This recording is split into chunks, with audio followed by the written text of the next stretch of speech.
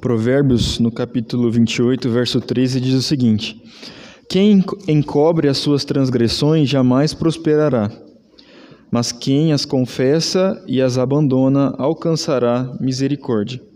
Esse é o momento em que vamos a Deus como igreja, confessar os nossos pecados diante de Deus.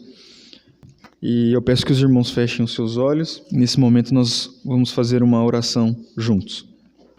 Ó Senhor de misericórdia, perdoa todos os meus pecados do dia, da semana, do ano, todos os pecados da minha vida, pecados da juventude, da maturidade e da velhice, de omissões e comissões, de mau humor, impertinência e ira, de lábios, da vida e do viver, da dureza de coração, da incredulidade, da presunção, da soberba, da deslealdade às almas dos homens, da falta de decisões ousadas na causa de Cristo, de zelo insincero pela sua glória, de trazer desonra ao teu grande nome, da decepção, da injustiça, da deslealdade em meus relacionamentos, da impureza de pensamentos, palavras e atos, da cobiça, que é a idolatria, de recursos acumulados indevidamente, desperdiçados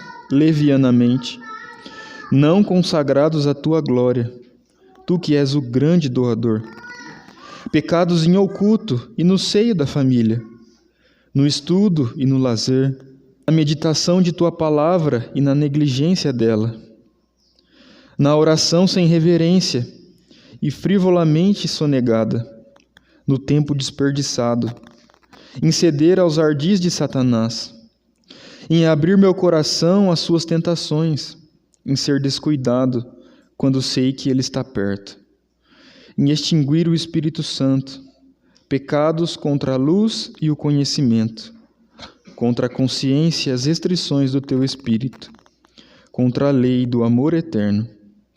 Perdoa todos os meus pecados, sabidos e ignorados, sensíveis e insensíveis, confessados e inconfessos, lembrados ou esquecidos.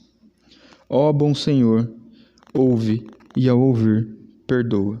No nome de Cristo. Amém. Bom dia, igreja. Graça e paz, nosso Senhor. Amém? Sua Bíblia, por favor.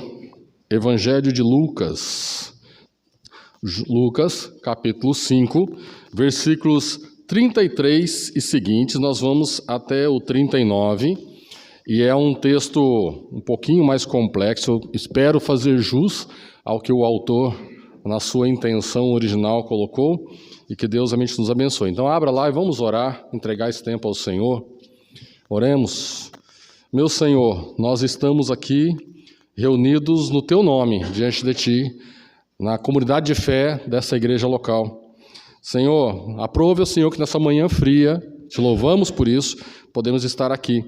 Então, conduz-nos diante da Tua palavra, que possamos crescer e sermos edificados como igreja, como Assembleia dos Santos, como comunidade de fé diante do Senhor, e sejamos cada vez mais sábios na Tua palavra, e sejamos cada vez mais assertivos diante do Senhor, conforme a fé que o Senhor nos deu. Nós Te louvamos e Te agradecemos em nome de Jesus.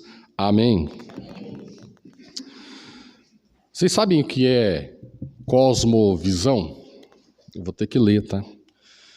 Então, para dar uma definição mais acertada e apurada, o que é cosmovisão? Cosmovisão, eu vou usar uma expressão ou uma definição de um autor que nem é cristão, porque cosmovisão, na verdade, é uma matéria da área de filosofia e ela abrange, ela intenta, entender e compreender e esclarecer o ser humano, o nosso dia a dia.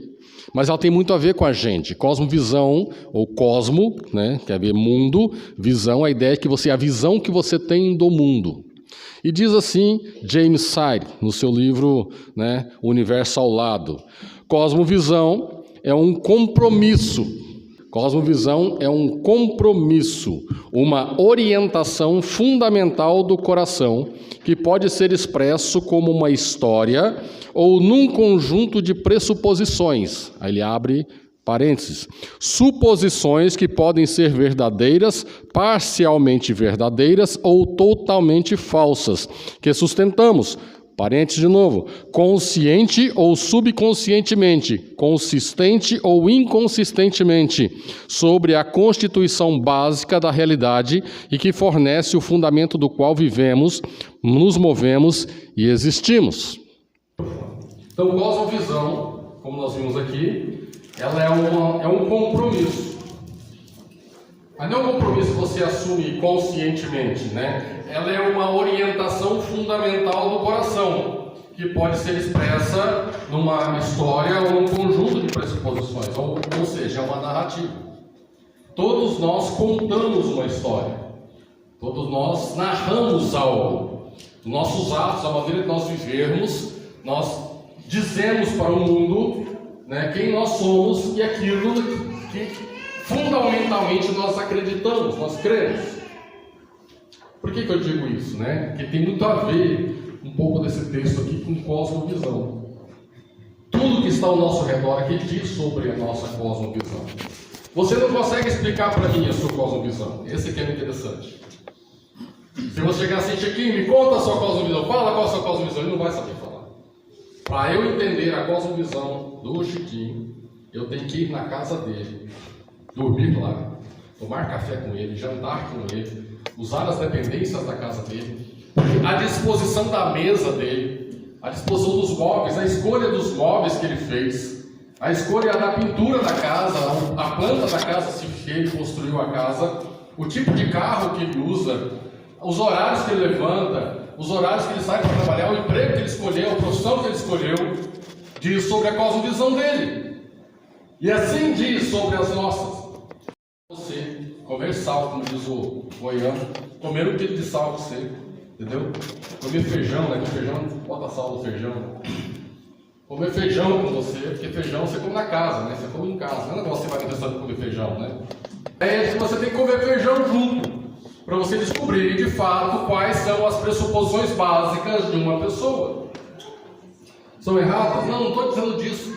É você conhecer de fato. É por isso que as pessoas precisam andar juntas para se conhecerem como comunidade de fé. E o que está acontecendo aqui tem a ver com cosmovisão, né? E eu quero definir uma outra palavra para você: religião. O que é religião? Alguém pode falar para você, para mim, o que é religião? Isso você consegue definir, né? Religião é uma palavra que ela vem do latim, religare, né? Religare, ou religion. O que é isso? É religar, ou ligar de novo, conectar, né? Conectar, ou fazer a ligação, a conexão novamente. Essa é a ideia de religião. E religião tem a ver com a sua fé. Então, é aquilo que te conecta de novo ao objeto da sua fé. Consegue entender até aqui? Você cultua algo, você tem um objeto de fé. Não entenda que estou menosprezando, né, o nosso Senhor, não é isso. Eu quero que você entenda. Nós temos um objeto de fé. Então, para eu me aproximar do meu objeto de fé, me religar a ele, então eu uso a religião. É aquilo que me conecta ao meu objeto de fé. Isso é religião. Nós fomos criados seres cultuais. Nós somos criaturas cultuais, nós prestamos cultos, nós necessitamos, por estrutura básica da Constituição nossa, prestar cultos. Nós somos feitos assim. Você não consegue encontrar um povo, uma nação, uma etnia que não preste culto a alguma coisa, a algo, a alguma ideia, a alguma, né? É muito interessante que Saire já entendeu isso de cosmovisão. É um compromisso. Você tem um compromisso com algo. É um compromisso básico do coração. E é pré-teórico. A ideia de ser pré-teórico na cosmovisão é alguma coisa que você não consegue escrever. Você não consegue descrever, você não consegue explicar, você tem que andar junto para entender. É antes da teoria, que quando você consegue explicar algo, você já está sendo teórico.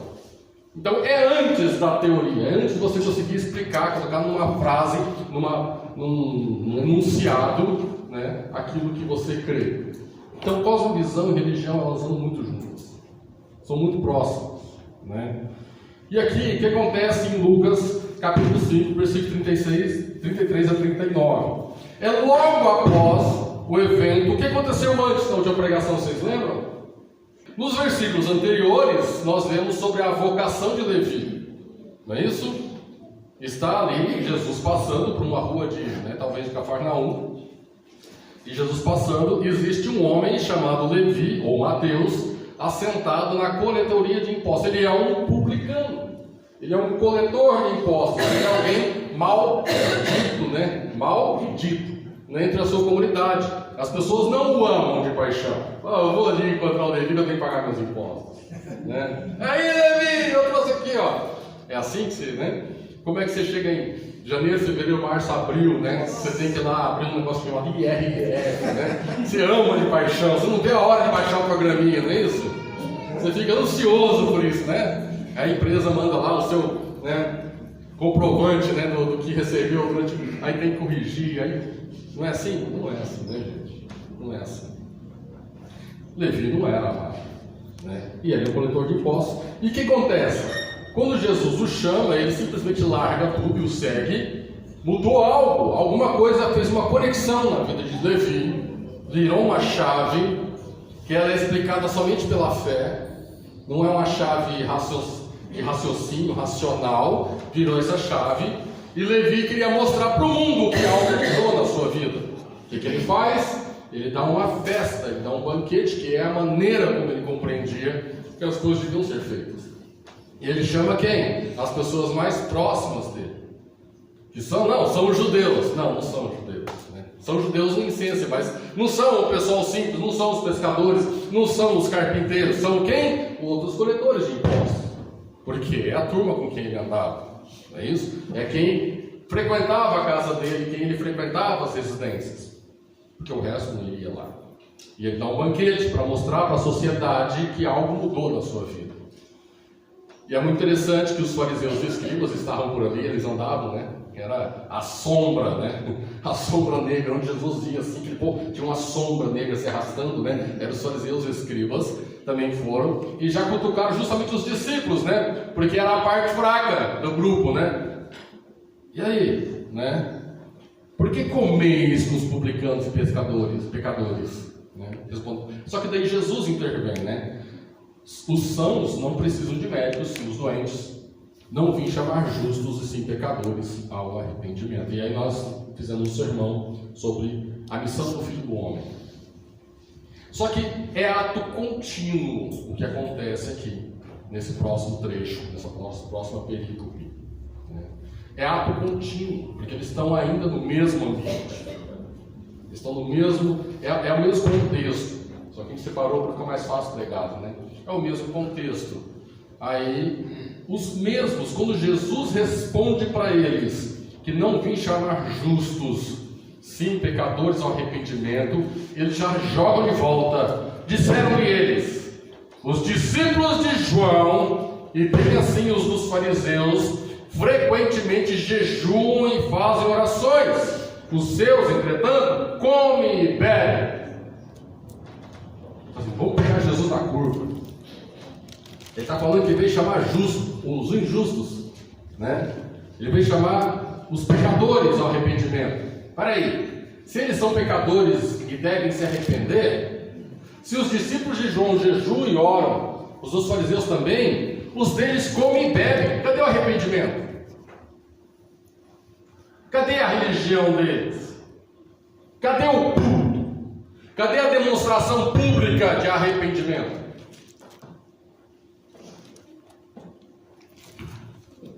E aqui entra uma coisa que nós já conversamos, eu dei uma pincelada na última pregação sobre o lamento, né? Não é o lamento cristão aqui ainda, mas o lamento ele faz parte da vida do ser humano. O lamento faz parte. Uma das piores coisas que você pode fazer, não é o microfone, né? Tá bom, não, paz, né? Uma das piores coisas que você pode fazer, e eu peço licença para aqueles que estão nessa situação em algum momento, a pior coisa que você pode fazer para um enlutado que perdeu um ente querido é para de chorar, esquece, tá bem, fica bem, do quê? Né? É você fazer a pessoa sair do luto. Uma das piores coisas que você pode oferecer para um lutado é tentar tirá-lo do luto. O luto, ele é necessário. A duração do luto, aí entra em vários critérios. Mas o luto, ele é necessário. Ele é importante. Ele faz parte da constituição da alma do homem. E o homem precisa chorar as suas perdas. Mas não é só perdas de entes queridos. É a perda do emprego. É a perda de uma relação importante. É a perda de uma oportunidade. É a perda da saúde. É a perda do vigor físico. É a perda diversa. Faz parte do ser humano. Ele precisa lamentar. Foi na sexta-feira, né? Na sexta-feira, um avião da Voipaz, é isso? Voipaz, uma TR-72, ele simplesmente descolou do céu e caiu sobre o dinheiro. Com 62 pessoas a bordo, 58 passageiros e 4 tripulantes. Quantos aqui lamentaram de fato isso? Nós precisamos praticar o lamento. O lamento, ele faz parte. Nós somos mais humanos por lamentarmos. Nós precisamos entender que crianças no boldrinho, crianças pequenas, 2, 3, 4, 5, 6, 7, 8, 9, 10 anos, menos que isso, tem câncer terminal, gente. Nós devemos lamentar isso. Nós devemos lamentar quando perdemos de fato os nossos relacionamentos, quando as histórias das nossas vidas não são as mais perfeitas. Nós devemos lamentar. Nós devemos lamentar. Jesus, ele lamenta. Se você ler os evangelhos, Jesus olha para Jerusalém e chora. E lamenta que ele queria juntar o seu povo com uma galinha junto aos seus pintinhos. Eu morei em roça. E às vezes tinha que tacar fogo no mato. E quantas vezes minha mãe encontrava suas galinhas, que ela fugia para o meio do mato, fazia linha no meio do mato, só o carvão da galinha, né? Mas assim, ela abraçada com as suas asas, os seus filhotes, e encontrava o filhote vivo. Ela dava vida para os seus filhotes. É isso que Jesus queria fazer. Ele queria juntar o seu povo como se fosse uma galinha, juntando os seus pintinhos. E ele lamenta por Jerusalém. Jesus um dia chega diante da sepultura de Lázaro. Ele chora. E a expressão diz que ele chora como um relinchar de cavalo. Já viu o cavalo resfolegando? Tamanho era o lamento do Senhor de todas as coisas, o Criador de todas as coisas. Imagina aquele que é a própria vida lamentando como um cavalo resfolega diante de uma sepultura. Mas ele mesmo pode ressuscitar? Pode, ele sabia o que ele ia fazer no instante seguinte, mas ele lamentava a morte que entrou com o pecado. Ele lamentava a dor que o pecado provocou, a devastação que o pecado provocou na humanidade. O Senhor da vida lamentou, e nós não queremos lamentar. Mas é muito interessante que quando chegam para Jesus e querem fazer o teste com ele, tipo assim, Senhor, os discípulos de João Batista, aquele que era o primo de Jesus, que 6 meses antes nasceu, que começou um ministério ali no deserto, né, que ele tinha uma dieta especial de mel e gafanhoto, que batizava no Jordão, batismo de arrependimento, ele tinha discípulos. E é muito interessante que Jesus já tinha começado o seu ministério e ainda existia a igreja, entre aspas, desculpa, né? Não era assim, não, de João, e ficou. Ao final da vida de Jesus ainda existia essa comunidade. Mas não só eles, tinha também a comunidade dos fariseus. Só que este povo todo lamentava ainda. Os fariseus, eles jejuavam 2 vezes por semana, as segundas e as quintas, de dia inteiro. É claro, os fariseus, eles tinham uma motivação diferente. Olha só que interessante se você pegar, né? Deixa eu ver se eu acho aqui. Não precisa abrir lá, mas lá em Lucas mesmo, capítulo 18, olha o que diz versículos 9 e seguintes. Propôs também esta parábola a alguns que confiavam em si mesmos, por se considerarem justos, e desprezavam os outros. 2 homens subiram ao templo com o propósito de orar, um fariseu e o outro publicano. Olha, interessante, tem um publicano aqui de novo. O fariseu, posto em pé, orava de si para si mesmo, desta forma: ó Deus, graças te dou, porque não sou como os demais homens, roubadores, injustos, adúlteros, nem ainda como este publicano. Jejuo 2 vezes por semana e dou o dízimo de tudo quanto ganho. Sabe o que esse fariseu tinha? Ele tinha religião. O publicano, estando em pé, longe, não ousava nem ainda levantar os olhos ao céu, mas batia no peito, dizendo: ó Deus, sê propício a mim, pecador. O publicano também tinha religião.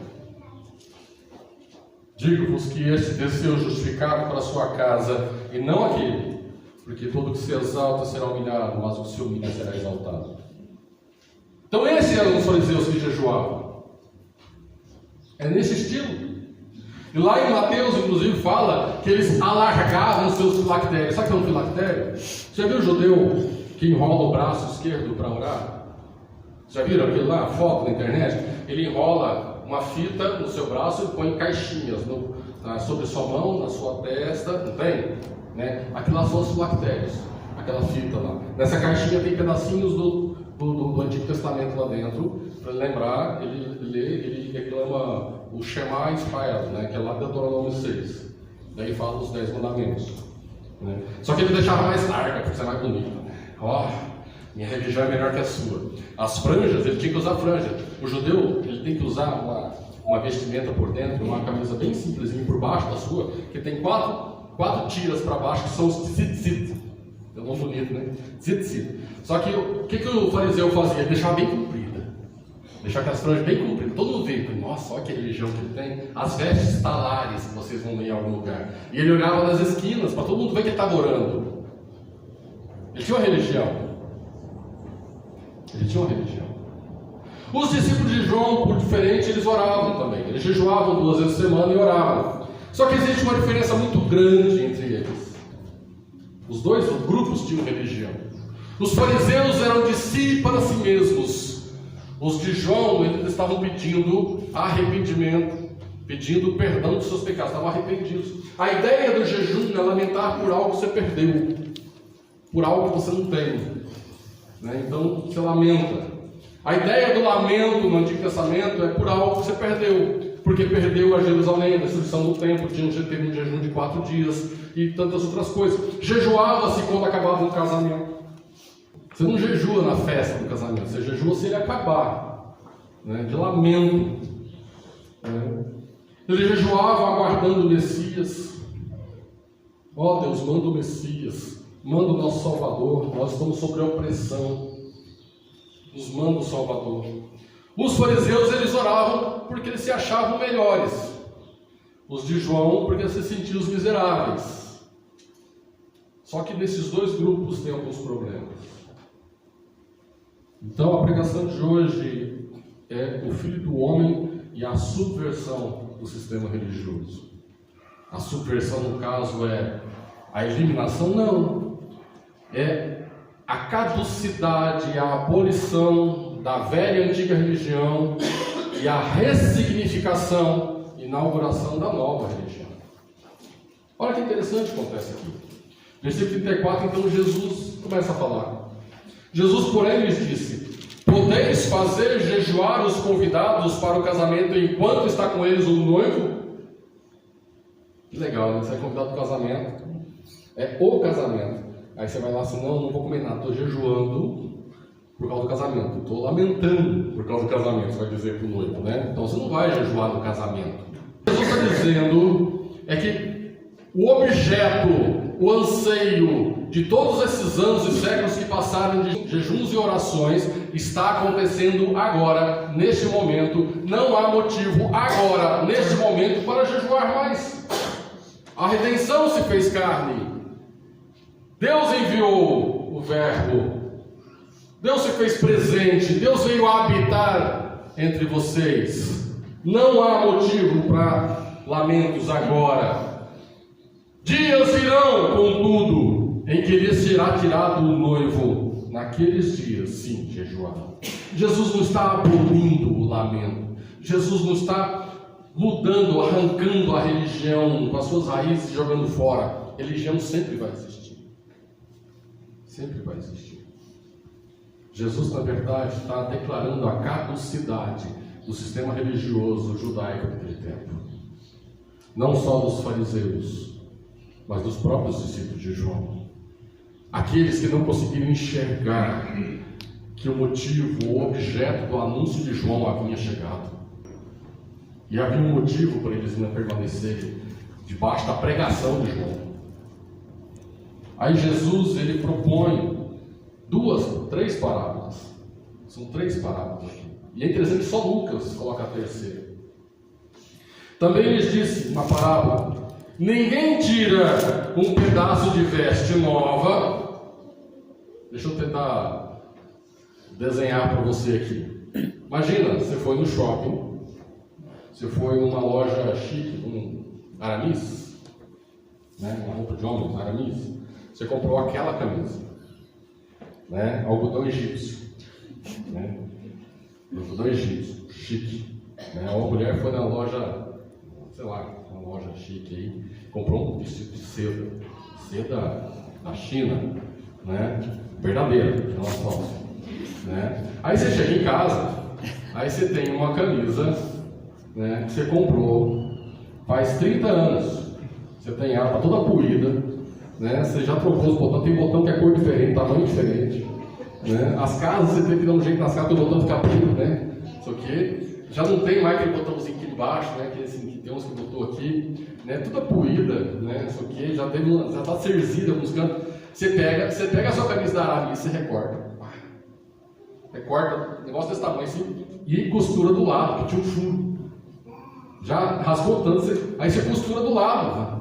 Você cortou, você foi buscar a camisa, pagou, eu não sei o preço de roupa, mas tá difícil, né? Não tô com cara, sei lá, cara. Aí você vai lá, vai R$400, não sei. Você compra a camisa, recorta lá e põe na sua, que você já comprou no brechó 30 anos atrás, né? Quem é o primeiro dono já era defunto há muito tempo. Aí você põe aquela camisa chique e costura e você sai andando com ela por aí. E depois na primeira lavagem, o que acontece na primeira lavagem? O algodão egípcio, ele encolhe. E o que acontece com esse tecido em volta? O que vai acontecer? Vai rasgar. O que Jesus está dizendo aqui? Assim, 2 coisas. Você não estraga uma roupa nova para tentar consertar uma velha. É contrassenso. É contrassenso. Você não estraga algo novo para consertar algo velho, simplesmente para manter o velho. Por quê? O remendo ele vai se estragar. As 2 se perderão. Tanto a nova, porque se abriu um buraco tamanho do mundo nela, quanto a velha, que não vai conseguir resistir ao remendo novo. Só que ele contou outra parábola.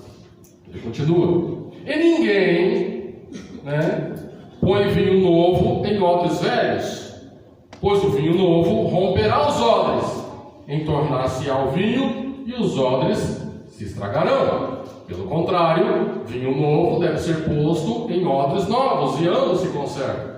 Você sabe o que é um odre? Não? Antigamente, pessoal, assim, a condução que eles tinham não era um carro com amortecedor chique, né? Era camelo, lombo de bula, né? Cavalo, a pé, não é isso? Então não adiantava, ele não colocava vinho num vaso de barro ou de vidro, não tinha, quase era raro, e saía andando pelas planícies lá de Israel, pedregosa, carregando aquele trem, negócio totalmente desajeitado carregar aquele trem. Eles faziam um negócio chamado odre. O que era odre? Eles pegam um cabrito ou um carneiro, mata o bicho, debola ele, não abre, mas tira tudo de dentro dele pela abertura que fez. Não é isso? Tudo, tira tudo, pega esse couro, põe para curtir. Depois de bem curtido, ele costura as perninhas, às vezes o pescoço deixa uma perninha só, que ele coloca um dispositivo para pôr numa rolha, e vira um saco. Já viram os filmes tipo Conan, Bárbaro, Conan, vai tanto assim que tem lá, parece um bichinho assim, cheio de líquido, Tem lá um odre, gente. Ele é feito de couro de animal. O próprio formato do animal dava forma ao odre. E o odre, ele era usado para água, um cantil de água para azeite, para vinho, e outros produtos mais. Então, era fácil de carregar, jogava nas costas, ele é flexível, Você vai com ele para onde você quiser. Isso, por isso era o motivo do odre. Ele é caro, com certeza isso é caro para eles, Mas era assim que era feito o odre. Ele era feito de couro de animal curtido, Então colocava-se vinho dentro. Só que o odre, ele era usado muitas vezes. E quando ele não era usado, o que eles faziam com o odre? Vocês têm noção? Olha que interessante esse versículo do Salmo 119, não precisa abrir. Salmo 119, 83. Ele está falando aqui, o salmista está desfalecido. Olha só como começa o versículo 81. Desfalece minha alma, aguardando a tua salvação. Porém, espero na tua salvação. Esmorece-me os olhos de tanto esperar por tua promessa, enquanto digo, quando me haverás de consolar? Aí o versículo 83 fala assim: já me assemelham a um odre na fumaça, contudo não me esqueço dos teus decretos. Sabe o que é um odre na fumaça? Quando o odre já tinha sido usado e ele não tinha uso por enquanto, se ele deixasse simplesmente lá no tempo, ele ia apodrecer e se estragar. O que ele fazia? Ele pegava o odre e colocava acima do fogão, naquela fumacê todo, e deixava ele ali. Porque a fumaça ia o defumando e o conservando. É assim que antigamente a sua avó fazia lá na roça com fogão de lenha, fazia linguiça com os porcos que matava e pendurava ali em cima do fogão, com a fumacê do fogão. É assim, conservava, defumava. Os odres, eles faziam isso com os odres que não estavam sendo utilizados. Porém, no entanto, todavia, ele vai ficando ali, ele vai ficando preto, vai ficando enrugado, vai ficando endurecido, E o que acontece se você colocar vinho novo nesse odre? O que acontece com o vinho? O vinho, a uva era macerada, era pisoteada, ela era espremida, aquela coisa macerada e misturada era chamada de mosto. Por isso que, lá em Atos fala assim, estão cheios de mosto, quando eles começam a falar em línguas diferentes lá. Mas não era, Esse mosto depois ele é filtrado, algumas vezes deixado um tempo lá, mas colocava em odres. Esse vinho acabava de ser feito e colocava em odres, Só que esse vinho ainda vai fermentar muito, que é um suco de uva, por assim dizer. É diferente do suco de uva de hoje. O suco de uva de hoje ele tem um processo que antigamente não tinha, por isso que não podia ser suco de uva, que ele é pasteurizado e tantas outras coisas. Ele mata a parte viva do suco, ele não mais fermenta, não é isso? Mas o vinho fazia isso, colocava-se em odre. Só que esse vinho ele ainda tem muito que fermentar, e ele solta gases. É o processo de fermentação, solta gás carbônico. Só que se o odre é velho, todo endurecido, todo carcomido, todo enrugado, você põe um vinho novo desse que vai fermentar, o que acontece com esse odre? O que acontece com ele? Pega uma Coca-Cola e chacoalha, não é isso? E joga no chão. Um foguete, Ele fermenta, ele expande os gases, ele vai estourar o odre. É nesse sentido que Jesus está falando assim: você pôr vinho novo num odre velho, você vai romper esse odre e vai se derramar o vinho e você vai perder o odre. As duas coisas vão se perder. É a mesma ideia de que se você coloca remendo novo numa camisa velha, ela vai se rasgar, você vai estragar a camisa velha e você vai perder a camisa nova que você usou para recortar e colocar lá. Então o que você faz? Você pega vinho novo e põe em odres novos. Porque o odre novo, né? Ele ainda, o couro acabou de ser curtido, é um couro forte, ele aguenta a pressão da fermentação desse vinho. Aqui Jesus coloca duas ideias sobre religião. Primeiro ele está falando lá atrás, assim, olha, a religião antiga, judaica, hebraica, e todos os seus, né, todas as suas coisas em volta, elas são já caducas. Está caduca. Ela precisa ser renovada.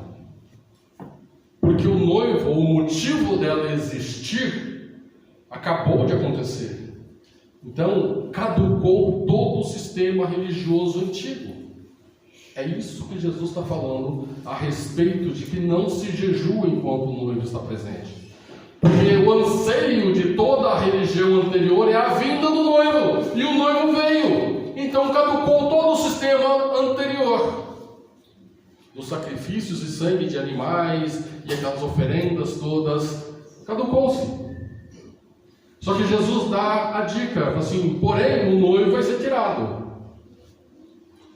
E aqueles que estão na festa, eles sim lamentarão, eles jejuarão. E nós já vamos falar sobre isso. Só que daí Jesus está falando de sistemas religiosos, ele não está falando exatamente de jejum e oração. O pessoal usa esse texto para falar sobre jejum e oração. Jesus não está falando disso, ele está falando sobre práticas religiosas. Aí ele fala assim, um sistema antigo, um sistema que é exterior, é um sistema que demonstra toda... O que acontece com a religião? A religião, ela precisa existir, né? O que acontece? A religião, na verdade, ela é a vestimenta de um sistema de fé. Então você precisa externalizar a sua fé. E como que você externaliza a sua fé? Como? Anunciando Jesus. Isso faz parte do seu sistema religioso.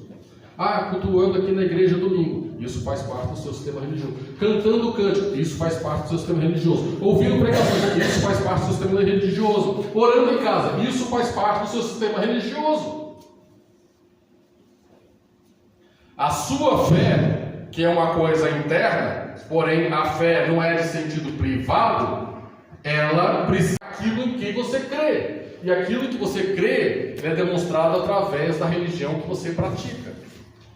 Aí que entra a cosmovisão. Como que você é como dona de casa ou como pai de família?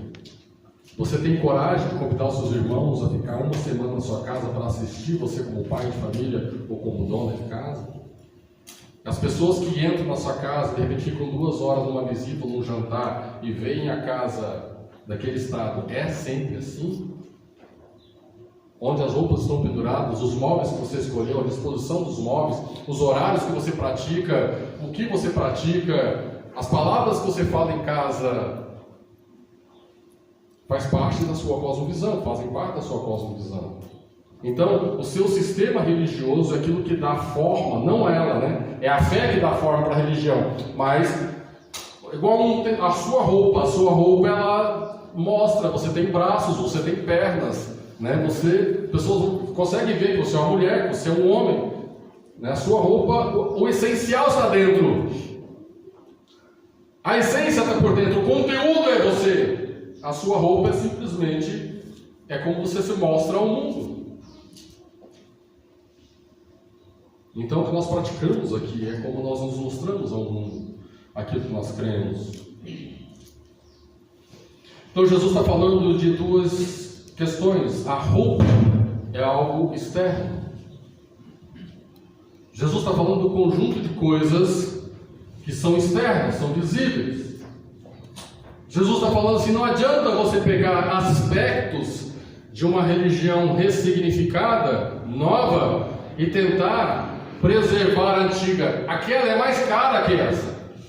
Aquela veio para substituir essa. Olha só que interessante, Jesus está falando de roupa, odre e vinho. Então ele não mudou o assunto, ele não está falando de suco de laranja versus vinho, ele não está falando de roupa versus bota, Ele não está falando de roupa e carro.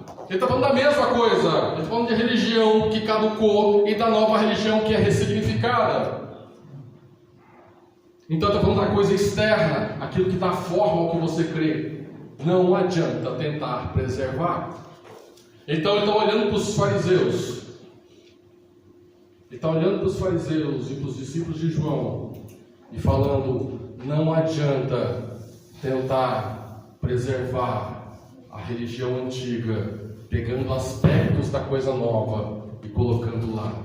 Você vai estragar aquilo que é novo, tentando preservar aquilo que é antigo, que já é caduco. Só que Jesus vai além. Aí fala do vinho.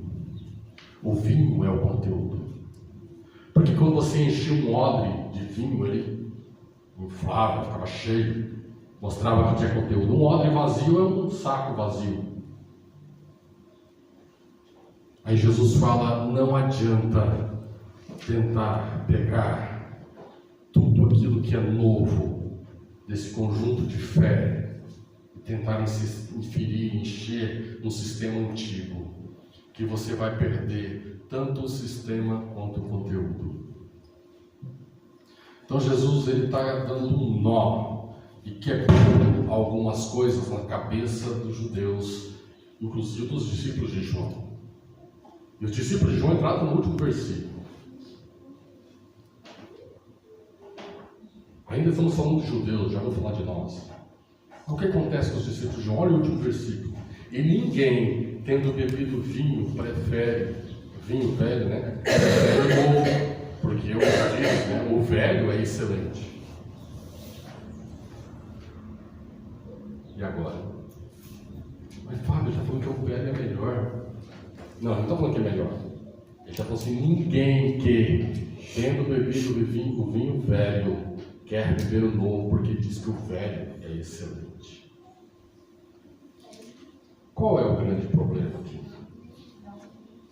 A religião, ela tem um aspecto bastante interessante para a gente.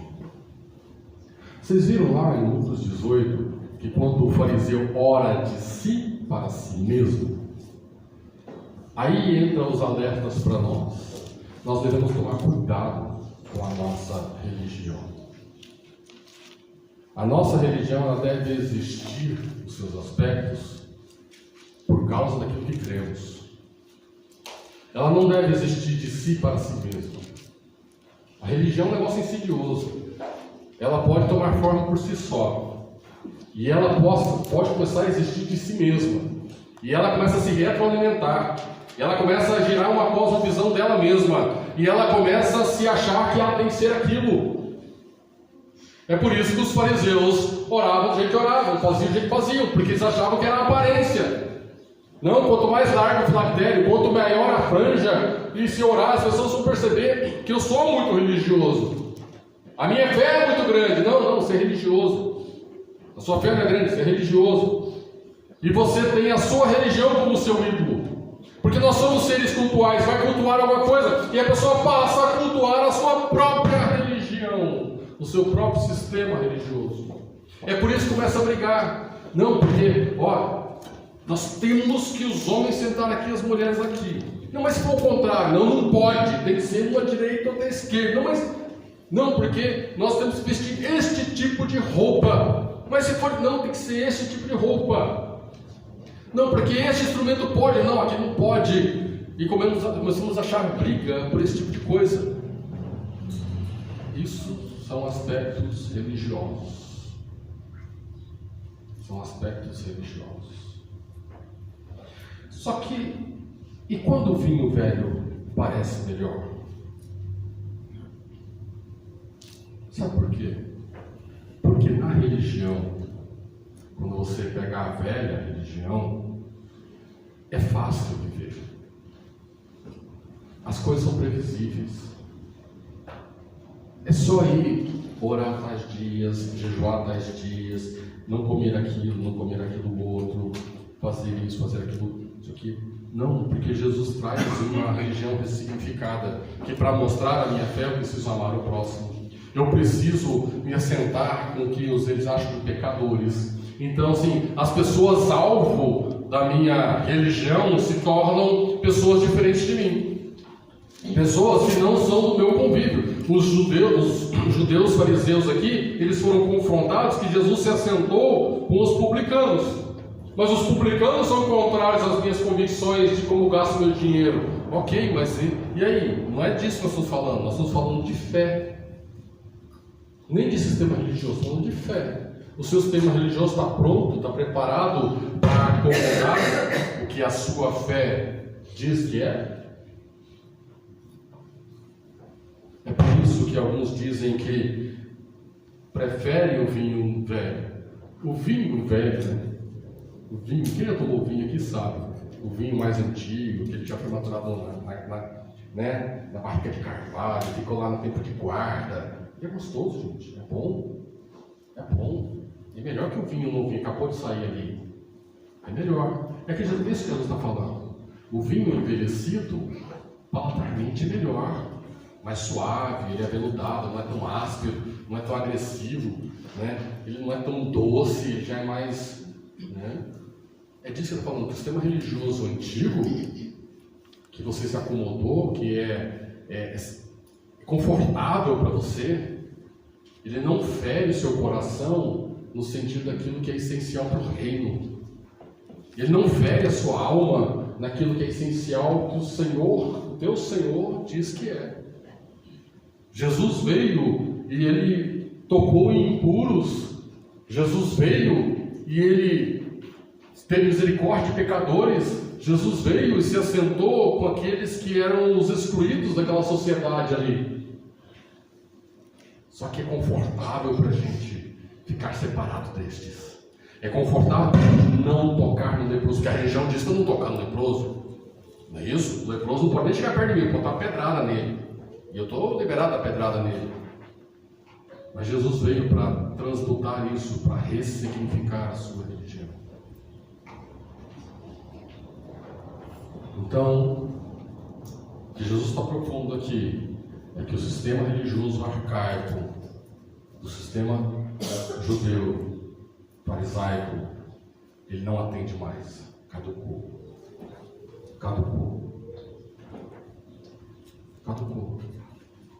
E ele está ressignificando isso.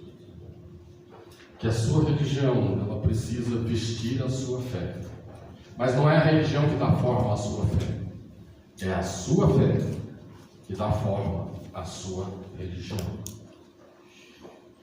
Então, as coisas ao seu redor, inevitavelmente, elas vão começar a mostrar aquilo que você crê.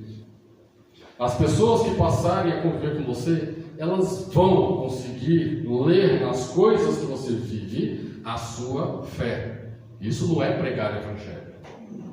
Isso é resplandecer o Evangelho. Pregar o Evangelho é outra coisa, né? Mas as pessoas vão conseguir ler nas coisas que você faz a sua fé, os seus princípios de valores. Eles precisam mudar. A partir do advento de Jesus, as coisas precisam mudar em sua vida. Você não adianta entrar e ficar, nossa, que lugar gostoso. Não é assim que você conquista alguém para Cristo. Não é a pessoa entrando, preciso falar ao coração dele nas suas necessidades percebidas. Né? Nos Estados Unidos tem um termo chamado igreja sensível ao que crê. Né? Não ao que busca. Igreja sensível ao que busca. É como se a gente fizesse tudo que tem gente, nós inferinos, tem gente buscando a Deus, e ele entra, que lugar legal, que lugar gostoso, as paredes são pintadas de uma cor que eu gosto, a iluminação está numa temperatura de cor ideal, numa intensidade que me agrada, o som está, aqui é o lugar que eu quero ficar. É isso? Isso não é pregação do Evangelho. A pessoa precisa entrar aqui e sair machucada, ela precisa sair ferida, precisa sair com o coração sangrando, porque o Senhor tem que pegar a sua espada e entrar naquele coração e torcer ela, até o zóio virar, né? Torcer ela aqui assim, e tem que doer na alma, porque ela tem que entrar até na divisão de alma e espírito, até na divisão de ossos e medulas, e fazer mudança, e falar assim, você é pecador, você precisa mudar de vida, você precisa se encontrar com o seu Salvador, porque enquanto você não encontrar com o seu Salvador, aquilo que você faz com sua religião não te levarão para a presença do Pai. Você não encontrar o Salvador Não importa a sua religião, por mais bela que ela seja, você não vai se assentar à mesa na presença do Pai. É disso que Jesus está falando. Não adianta você seguir João Batista, porque muitos seguiram João Batista. Só que eles seguiram João Batista e criaram para si um sistema religioso com aquilo que eles criam, que era que João Batista anunciava. Só que eles estavam cegos para entender que a pregação de João era o Messias, Jesus esperado. João se foi e eles permaneceram. E eles começaram a gostar do vinho velho. Eles não queriam vinho novo. Eles se conformaram com a religião velha, caduca, que não faz nada a não ser enredar o homem e impedir que ele chegue diante do Senhor. A sua religião é uma ferramenta, simplesmente. Ela é utilitarista no sentido de que ela demonstra aquilo que você crê, seja individual, seja em família, seja em comunidade. Então, nessa manhã, quando nós estamos juntos aqui, você precisa colocar aquilo que você crê, mas aquilo que você pratica no seu dia a dia, que é relacionado à igreja que você frequenta, relacionado às coisas que você faz nessa igreja, aos cânticos, à pregação, às reuniões, oração, palavra, tudo, e colocar diante do Senhor e falar assim: Senhor, esse sistema religioso, ele está demonstrando a fé que eu tenho? Sim, vai estar. Mas a fé que eu tenho, ela é verdadeira? Quem está assentado? Quem é o conteúdo desse meu ordem? Qual é o conteúdo do meu ordem? O meu ordem, ele é adequado para atender esse conteúdo, ou estou tentando jogar um conteúdo novo dentro de um ordem velho, um sistema antigo, arcaico, um sistema que não se adequa, que uma hora vai romper. Uma hora vai romper, você vai entrar em crise existencial, a hora que o seu ordem, a sua religião não comportar mais a fé em Jesus. Você vai entrar em crise. Ou então, quando você tentar jogar algo velho dentro do novo, não vai dar certo. Não vai dar certo. É o mesmo que tentar colocar um remendo novo numa camisa velha. Você vai perder a camisa nova, bonita, cara, linda que você comprou, simplesmente para tentar preservar aquele seu trapinho que você usa desde criança para chupar o dedo, sua naninha, as suas muletas. Mais uma coisa que eu quero falar para você. Jesus chega e fala no versículo 33 que dias virão, contudo, em que lhe será tirado o noivo. Naqueles dias, sim, jejuarão. O noivo não está mais com a gente. Ou está? Quem que o noivo mandou? Ele é o quê? Qual que é o outro nome que nós damos para o Espírito Santo? É Consolador. Não é à toa que o Espírito Santo recebe esse nome. Quem que precisa de consolo? Você tem um bebê de colo. Quando você tira do berço, está chorando desesperadamente. Você vai lá, né? Né, Luar? O Danielzinho está lá. Você está fazendo o quê? Consolando. Você põe ele no peito, dá uma madeira, você está fazendo o quê? Consolando. Você está no banhinho, trocando roupa, você está fazendo o quê? Consolando. Por que ele precisa de consolo? Ele está sofrendo. Quem passa fome, quem passa frio, quem está tudo melado porque está sofrendo, gente. Só precisa de consolo quem está sofrendo. Então por que o Senhor mandou o Espírito Santo e chamou de Consolador? Porque ele está dizendo, vocês vão sofrer. Não é um playground a vida cristã. O cristianismo não é um playground, não é a religião dos prazeres. Nós temos alegrias no Senhor, mas o Senhor não nos chamou para ficarmos aqui nessa terra, num céu no chão, né? Nós sofreremos. Tanto que ele fala, o dia que o noivo ser retirado, eles jejuarão. E é interessante que dos 12 discípulos, né, um se matou, daí teve o outro, né?